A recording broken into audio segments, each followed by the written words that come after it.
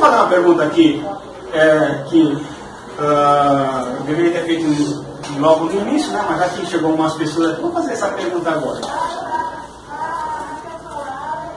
Quando Deus fez a prova para o homem, Ele colocou uma árvore no jardim. Essa árvore, o que é? Me responda aqui no que souber. Sim, mas o que é?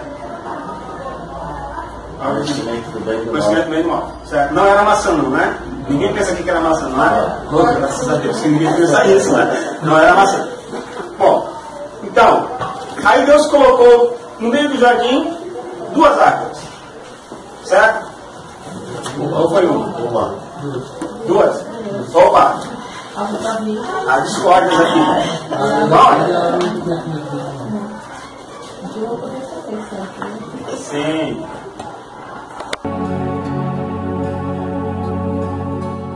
Então o Senhor Deus disse o seguinte: agora o homem se tornou como um de nós, pois conhece o bem e o mal. Ele não deve comer a fruta da árvore da vida e viver para sempre. São 2 árvores. Tá? Então, se você saindo daqui hoje não aprendeu nada, absolutamente nada, pelo menos vocês aprenderam que tinha 2 árvores lá. Pelo menos isso vocês vão aprender. Isso vocês vão guardar. Havia árvore do conhecimento do bem e do mal, não tem nada a ver com maçã. Não. E havia a árvore da vida. No céu existe a árvore da vida. Para nós participamos dela. Então, no momento certo poderia participar. Mas isso era uma prova que Deus estava colocando para os homens. Como também colocou uma prova para os anjos. Era uma prova. Ok? Quando Deus colocou a prova, existia um objetivo, que foi a pergunta que eu fiz no início da aula aqui. A pergunta que eu fiz para quem chegou depois é a seguinte: se Deus sabia que o homem iria pecar, por que Ele permitiu a prova? Ele já sabia o resultado. Antes de nós falarmos sobre isso, que é a conclusão da nossa aula, estamos chegando, vamos passar para as punições. Consequência da queda.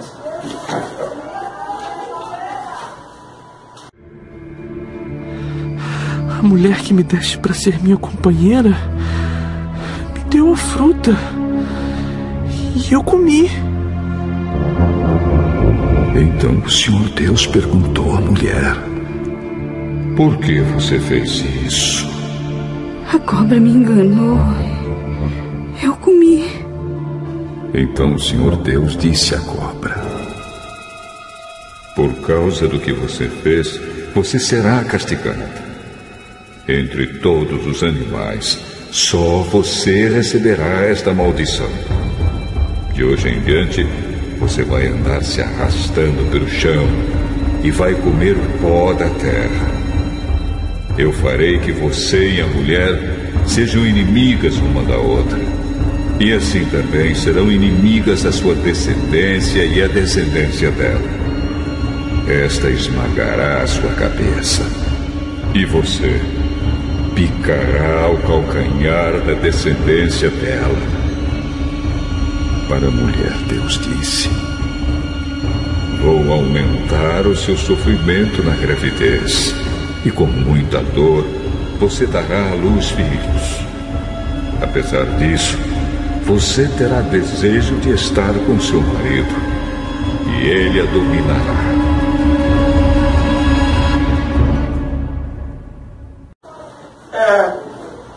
Para quem é bom de matemática aqui, quanto que é 1 milhão de vezes 0?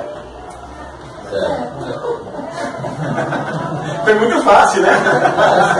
Essa foi fácil. Como que Deus multiplica uma dor que Eva não conhecia? Deus falou para Eva: a sua dor vai ser 100 vezes mais. Aí ela falou assim: 100 vezes mais o quê? Como que Deus ia dar uma pena para ela de algo que ela não conhecia? acontece o seguinte: existem alguns ensinamentos que tentam colocar a questão do sexo como pecado. Existem até ensinamentos que não tem nada a ver com Bíblia, são pessoas heréticas, que dizem que o pecado de Adão e Eva foram ter sexo. Ou que antes, na época que eles eram inocentes, eles não faziam sexo. O sexo veio depois do pecado. Tenta associar uma coisa que Deus fez com o pecado. É claro que não lê a Bíblia, né? Porque no capítulo 1, Deus fez... A Bíblia diz que Deus fez o homem e a mulher, viu que era muito bom. Será que o sexo estava no meio? Com certeza, porque Deus falou assim, Deus abençoou e disse, sede fecundos, multipliquem, enchem a terra. Como que vai fazer isso? Sem sexo. Não existe. O homem é sexuado, não somos amebas. Então, quando Deus fez o homem, Deus fez a mulher, e já dentro desse plano, Deus colocou o sexo. E Ele colocou o sexo para o homem com prazer. Não é só multiplicação, não é instinto. Não existe a época dos ciúmes. Não existe isso. O homem, ele tem o sexo por prazer. Então Deus fez, viu que era bom e abençoou. Dentro do casamento. Dentro do lugar onde Deus colocou, é uma bênção. Mas as pessoas tentam, algumas pessoas tentam associar sexo com pecado. Aí o que acontece? Imaginem vocês, aqui todos são casados, então não seria o nosso caso, mas imagine vocês uma moça em que durante a vida inteira dela, ela aprendeu que sexo é pecado. A vida inteira dela, sexo é pecado, sexo é sujo, né?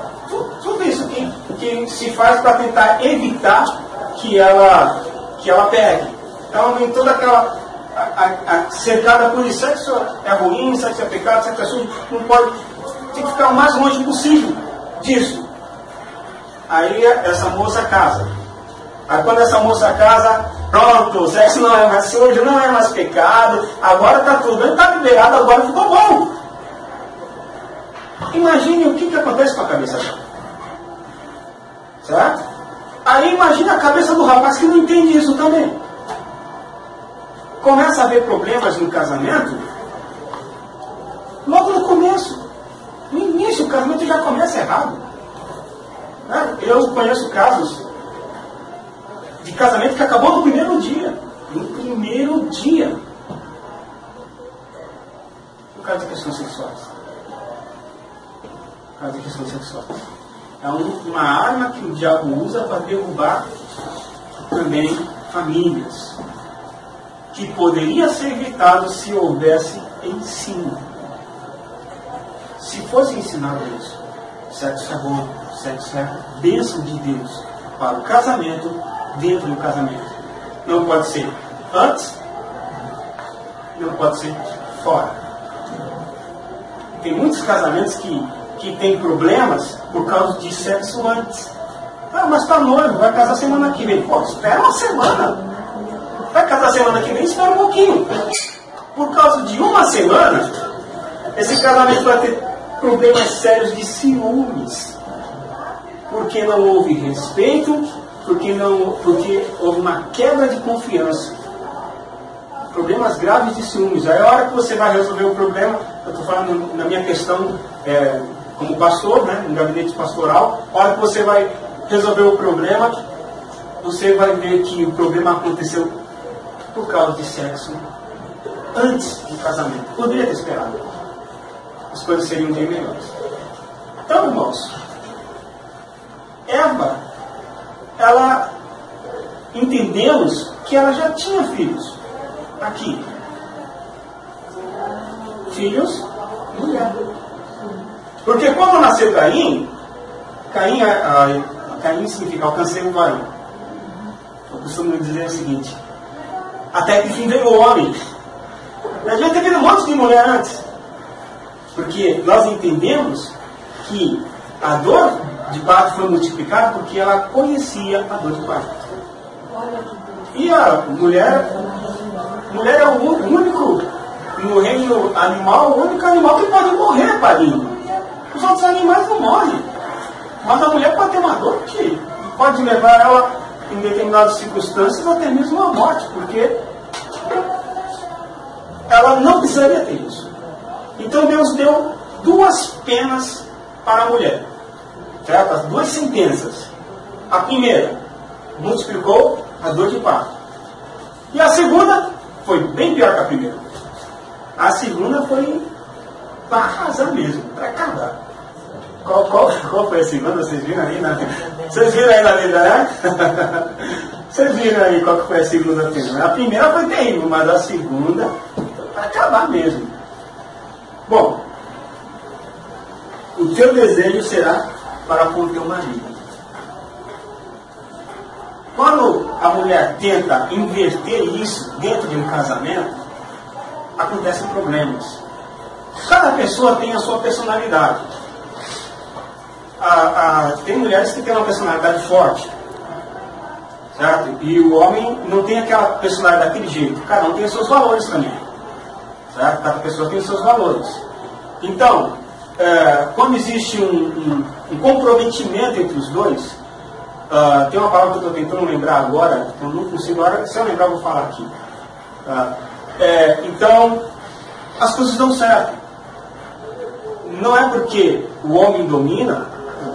Às vezes o homem não tem uma capacidade de lidar com as finanças, a mulher tem. Não tem problema a mulher lidar com finanças da casa.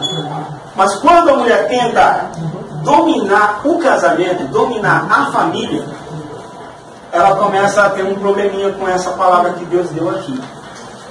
De que o homem precisa ser o cabeça da casa. Vamos voltar para aquela palavra do gerente que eu falei aqui no início da aula.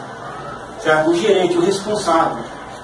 Então, quando Deus vai chamar a família, ele chama o responsável. Como você sendo gerente, você sendo dono de uma empresa, você não chama os funcionários. Não tem como o gerente falar assim, a culpa é dos funcionários. A culpa é do gerente. Então, o responsável, gestor, boa palavra. Mas não era essa que eu queria não, uma outra, é uma palavra parecida com comprou, entre o casal, comprou. Não é a palavra comprou, mas eu vou lembrar. Como? Não, é cumplicidade. A palavra, vamos ficar na cumplicidade, que eu não lembro qual é a palavra, mas é essa aí mesmo, a cumplicidade, né? Nesse sentido, entre o casal, a cumplicidade entre o casal. Certo? Então eu faço bem isso, e a minha esposa faz bem aquilo, vamos dividir. Às vezes minha esposa é melhor em determinada área, ela fica naquela área. Certo? E eu fico em outra área. Mas é uma cumplicidade entre os dois, para que a família cresça. Agora, quando a mulher ela quer ser a cabeça da família, mudou o parâmetro que Deus colocou. Mudou o parâmetro. O homem ele é responsável.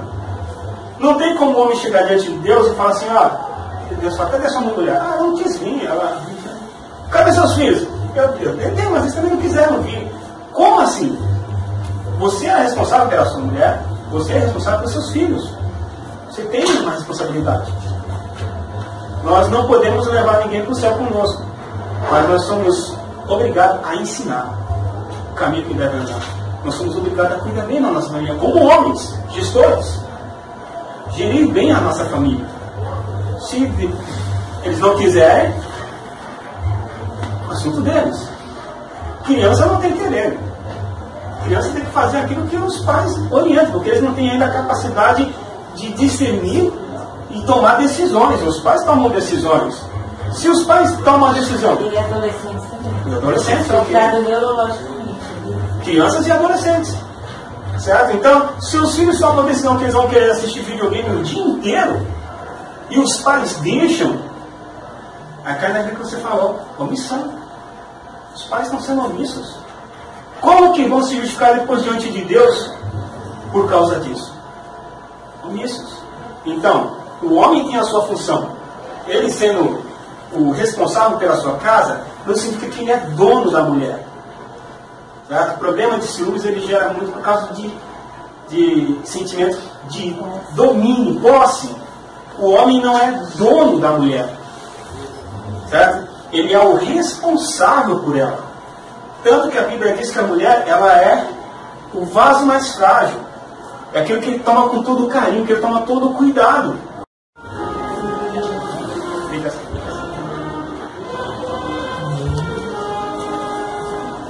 Deus, ele conhecia, por sua presciência, o que iria acontecer. Mas Deus, ele respeita o homem na sua decisão. Ele nunca vai interferir naquilo que você escolhe. Nunca. Mesmo que você escolha o inferno. Mesmo que você escolha não aceitá-lo. Ou não acreditar em Deus. Ele vai respeitar a sua decisão. Mas a Bíblia diz o seguinte, que o plano da salvação, ele já foi feito antes da fundação do mundo. Então, antes do homem cair, Deus já tinha um plano de resgate.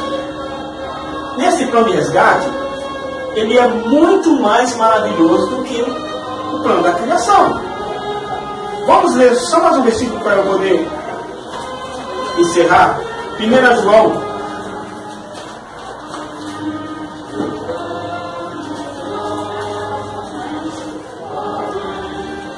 Capítulo 3. 1 João capítulo 3 diz assim: Vede, grande amor nos tem concedido o Pai, ao ponto de sermos chamados filhos de Deus. E de fato, somos filhos de Deus. Por esta razão, o mundo não nos conhece, porquanto não conhece a Ele mesmo. A Bíblia diz o seguinte, que o homem, ele foi feito coroa da criação. A criação que Deus fez aqui na terra, o homem, ele está acima de tudo. Coroa da criação. Ok? Posição do homem, coroa da criação. Aí, Jesus fala sobre João Batista. Jesus fala assim, dos nascidos de mulher, não houve nenhum maior que ele, João Batista. Porém, o menor no céu é maior que ele. Então, vocês vejam, a posição do homem, coroa da criação, e o menor no céu é maior do que o maior dos homens. Ok? Entendeu? Quando o homem é resgatado, o único que pode dizer que é filho de Deus é Jesus. Ele é unigênito, não tem outro filho de Deus. É só Jesus. Nenhum anjo é filho de Deus. Só Jesus. Mas quando ele nos compra, ele nos adota para sermos filhos de Deus. A posição que Deus nos coloca é de filhos. Não filho como Jesus, mas filhos adotados. Mas a Bíblia diz que nós somos co-herdeiros de Cristo. Quem é o seu co-herdeiro? Para você ter filho. Quem é seu co-herdeiro? Ele tem a mesma posição do filho. Ele não tem diferença. Quando for dividir herança, ele vai receber herança igual aos filhos. É co-herdeiro. A Bíblia nos coloca na posição de co-herdeiros de Cristo. Vocês imaginaram que posição é essa? Vocês imaginaram essa posição de filho de Deus? Sentando junto com Jesus ali na mesa com ele, naquela posição? Quem que senta do lado de um presidente? Quem que senta do lado de um rei? Nós vamos sentar do lado do rei dos reis. É a nossa posição. Filhos de Deus. O plano do resgate é muito mais maravilhoso que o plano da salvação.